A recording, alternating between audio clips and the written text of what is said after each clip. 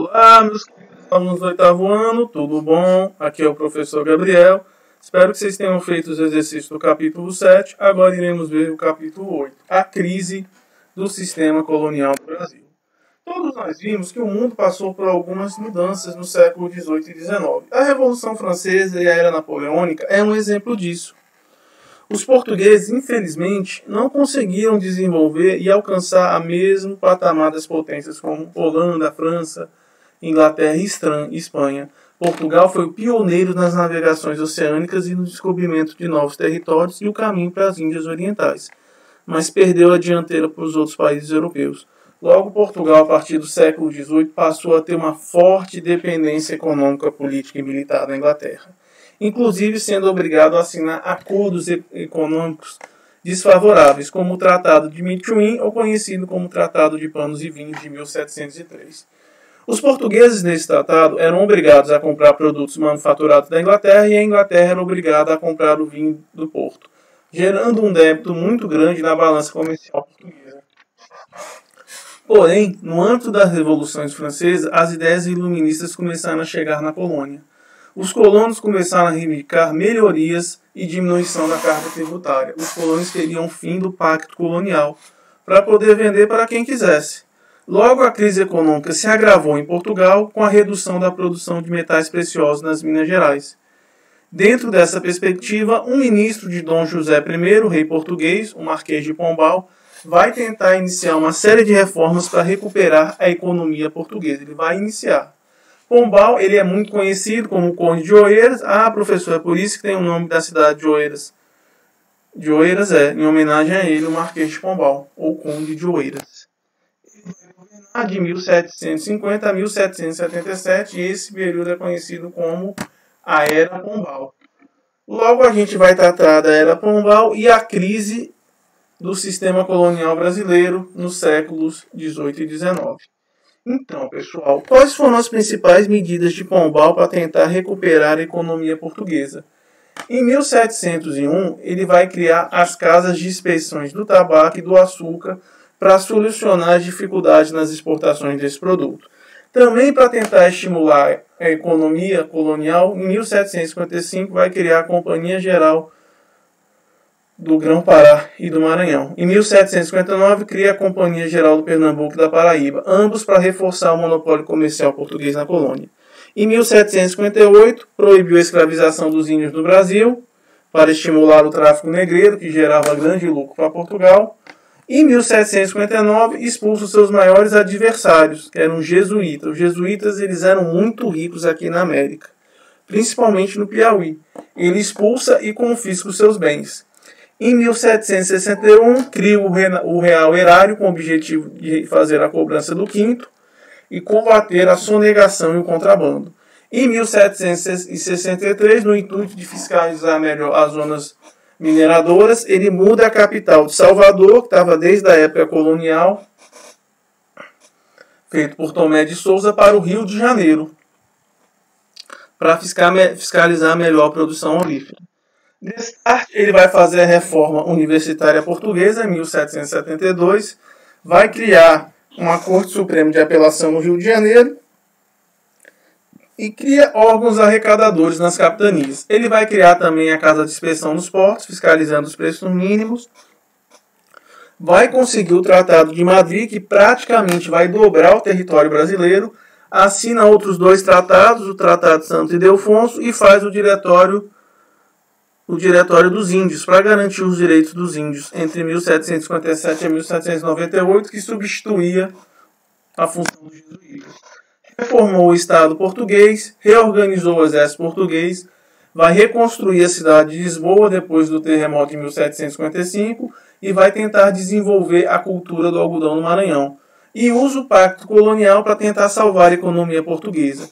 Tudo isso vai gerar um descontentamento aos colonos, que gerou uma série de revoltas no Brasil colonial. Aqui é um desenho de Mauá, um quadro de 1766, é um óleo sobre terra, de Louis Michel e Vernon, Cláudio José Vernon. Observe o Marquês de Pombal, simbolizando o poder do Império Colonial Português.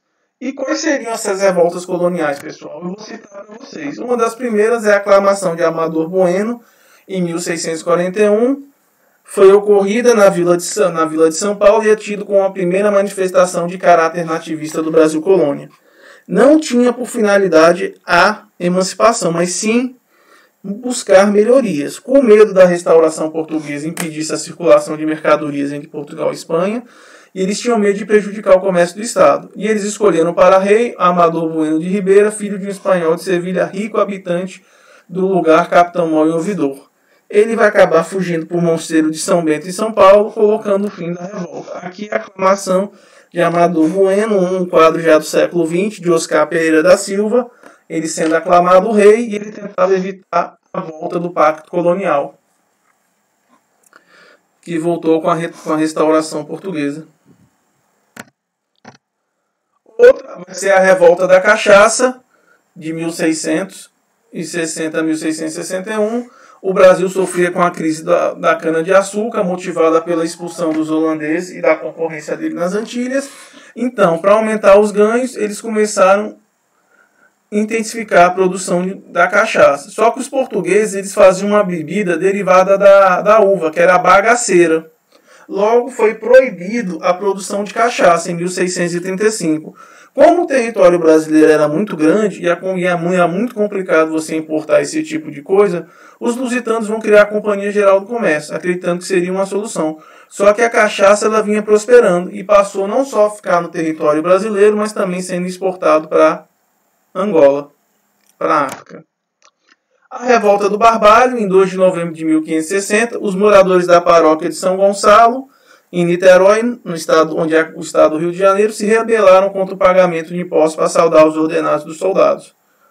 Logo, Jerônimo Barbalho vai emergir e os colonos pegam em arma e 102 pessoas depuseram o governador Correia de Sá e seu primo Tomé Correia, estabelecendo um governo independente. O resultado, Jerônimo Barbalho foi condenado à morte, sua cabeça decapitada, 5 meses de governo e a expulsão dos membros da família Correia. Eles eram acusados também de má administração de recursos públicos, ou a boa e a velha corrupção. Conjugação do Nosso Pai, em 1660, foi uma das primeiras rebeliões ocorridas no Brasil colônia, teve como lugar em Olinda, foi causada pela nomeação de Mendonça Furtado com o cargo de governador. Vai gerar uma insatisfação entre a população local, desencadeando uma peculiar motim que resultou na deposição do mesmo. Alegavam que o governador administrava como um tirano, interferindo no funcionamento do judiciário, executando dívidas, sequestrando bens, em especial da fábrica do engenho e nos partidos de cana. Prendendo e soldando a seu desejo, tudo em troca de dinheiro. Ele era um chantagista. Tivemos também a Revolta de Beckman, que também é considerada uma revolta nativista. Beckman era um senhor de engenho, Manuel Beckman, que vai viver de 1630 a 1686, onde ele vai chefiar um movimento contra as autoridades da Companhia de Comércio do Grão-Pará e os padres jesuítas que provavam os colonos dos trabalhadores rurais, que protegiam. Logo, a coroa vai instituir a Companhia do Comércio do Maranhão para fornecer escravos para os comerciantes. Só que essa companhia não conseguia atender a demanda. Então, em 25 de janeiro, a revolta de Beckman estava consolidada e se organizando na Câmara Municipal. Uma junta geral foi formada por 6 membros. As principais deliberações foram deposição do capitão Mor, deposição do governador, abolição do estanco, do imposto, extinção da Companhia do Comércio, expulsão dos jesuítas, que impediam ele de aprisionar os índios de trabalhar como escravo. Os armazéns das companhias foram ocupados pelos rebeldes, os jesuítas foram presos e o governador deposto. Por fim, a coroa reprimiu com a força militar, Manuel Beckman foi implantado, a companhia foi extinta porque não cumpriu seus objetivos, que era fornecer escravos para os fazendeiros. A Guerra dos Mascates, que vai ocorrer em Pernambuco, ocorreu de 1710 a 1711, vai ser um conflito entre os senhores de engenho, em Olinda, que era a capital, e os comerciantes de Recife pela dominação do poder político em 1710. Em fevereiro de 1710, pouco após receber a Carta Régia que levou o povoado à condição de vila, Recife, os comerciantes inauguraram Pelourinho, que era o lugar onde castigava os negros e falava as ordens oficiais, e o prédio da Câmara Municipal. Logo, Recife se separa de Olinda, a sede da capitania, e Recife vai ser elevado à vila. Um duro golpe para os senhores de engenho de Olinda e a nobreza de terra local. A nomeação de um novo governador, Félix José de Mendonça. Posteriormente, Recife foi equiparado a Olinda como capital e havendo uma troca semestral das capitais. 6 meses em Olinda, 6 meses em Recife. Em 1714, o rei perdoou todos cessando o conflito. Vai ter também a Revolta do Sal, em São Paulo e Minas Gerais, nessas capitanias, onde eles vão instituir o monopólio do sal, em 1631, pela coroa portuguesa, que estivesse com o controle da produção de sal e transportando através do Porto de Santos. O problema com o monopólio imposto pela coroa e a escassez artificial eram os compradores internos foram prejudicados, ou seja, se segurava o produto para conseguir altos preços. Então, o que vai acontecer? Insatisfeitos consumidores, em 1710, Bartolomeu Fernandes de Faria, proprietário de terra, reúne 200 índios escravos, fornece armas e incita a invadir o Porto de Santos. Pega todo o sal, distribui para as pessoas e esse episódio vai ser conhecido como Revolta do Sal. Então, Bartolomeu se torna alvo da coroa. Em abril de 1711, Dom João V envia ao juiz Antônio da Cunha de Souto-Maior ordenando sua prisão urgente, resultando em uma das maiores perseguições do período colonial. Logo, Bartolomeu não vai ser alcançado e morre aos 80 anos, sendo vítima de varíola e acometido pelo desânimo e a miséria e a perseguição. Logo, como eu falei para vocês, isso vai gerar também outras mudanças à União Ibérica, principalmente o Tratado de Madrid, porque ele vai gerar um aumento das terras da colônia brasileira. Baseado no conceito do uso-poseito, ou seja, é de quem está usando, é dono aquele que usa, isso vem do direito romano, o Brasil cresceu seu território. Também vai ter as guerras guaraníticas, um conflito militar entre os portugueses e espanhóis com os índios guaranis do sul do país, onde eles serão esmagados pelos colonizadores. Repare, essa linha de verde que está aqui é o Tratado de Tordesilhas. Tudo que foi ganho pelo Tratado de Madrid. Marcado aqui no final é onde se deu as guerras guaraníticas das 7 missões. Observem como o território brasileiro cresceu. Cresceu foi muito. O caso de 7 missões é o nome que se deu ao conjunto de 7 aldeamentos indígenas fundados pelos jesuítas espanhóis na região do Rio Grande de Pedro, atual Rio Grande do Sul, composto pelas reduções de São Francisco Borja, São Nicolau, São Miguel Arcanjo, São Lourenço, Marte, São João Batista, Luiz Gonzaga e Santo Ângelo Custódio. Os 7 povos, conhecidos como Missões Orientais, por estarem localizados ao leste do Rio Uruguai. Até hoje existe. Isso é patrimônio. Quem quiser visitar, é só ir, pessoal. Chama 7 povos de missões. É patrimônio nacional.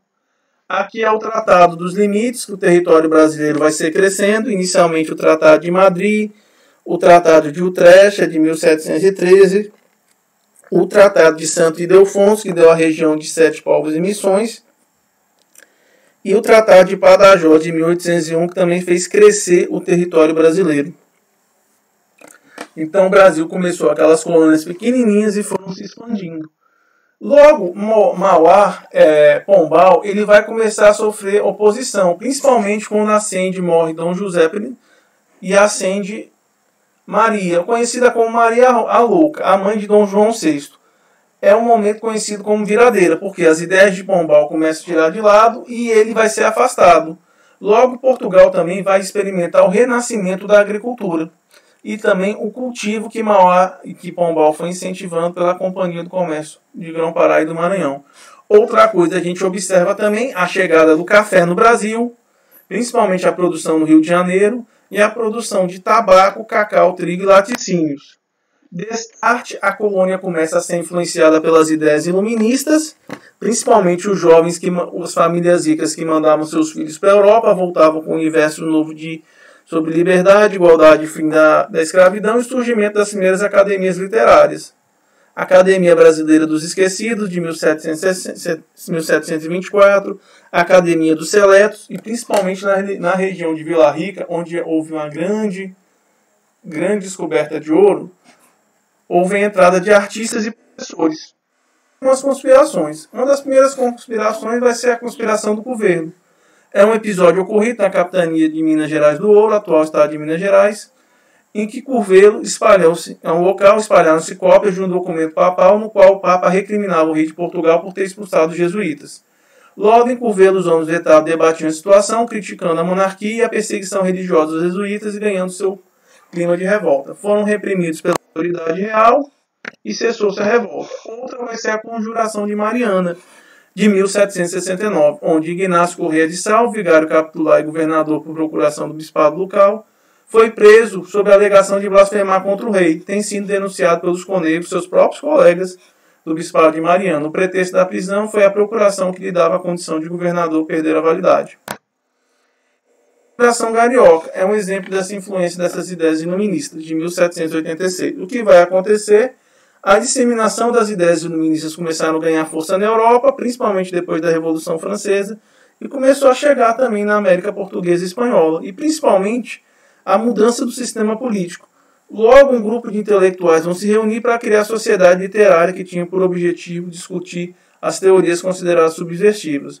Logo, o debate dessas ideias novas causou preocupação ao vice-rei, Conde de Rezende, que não hesitou em ordenar o fechamento da academia literária e exigir a clandestinidade de cada membro, taxando-os severamente subversivos.